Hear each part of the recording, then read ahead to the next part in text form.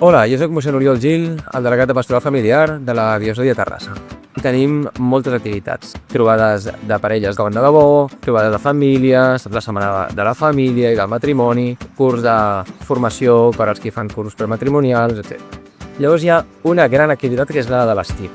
Si vosaltres com a família busqueu unes vacances cristianes, tenim una cosa que us interessa. Molts cops les famílies cristianes no saben com organitzar-se bé les vacances per viure la família i viure també la fe.